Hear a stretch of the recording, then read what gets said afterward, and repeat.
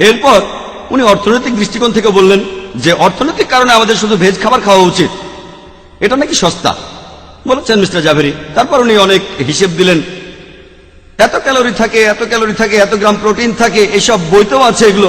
এই তথ্যগুলো আপনারা কোত্থেকে পেয়েছেন একমাত্র আল্লাহ জানেন। তারপর উনি প্রোটিনের কথা বললেন।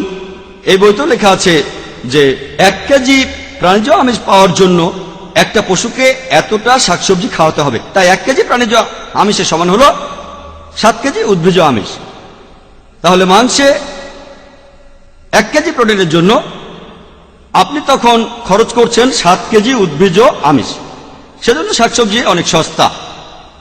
ওনারা কিভাবে হিসেবটা পেলেন আমি মেডিকেল ডাক্তার হয়েও সেটা বুঝতে পারছি না। এত কেজি খাবার না এত কেজি প্রোটিন। আর যদি আমি একমত হয়ে আছে মেনে নিলাম, যখন তর্কের খাতিরে বলছেন 2 + 2 = 5, আমি মেনে নিয়ে আপনাকে বলবো এই নেন 2 টাকা, আরো 2 টাকা, এবার 5 টাকা দেন। এই যে 2000 টাকা, আরো 2000 টাকা, এবার 5000 টাকা দেন। একইভাবে আমি হিসেবগুলো সব মেনে নিলাম। তারপর আমি বলি যে এই ভেজদের উচিত আমাদের নন ভেজদের ধন্যবাদ দেয়া। কেন জানেন?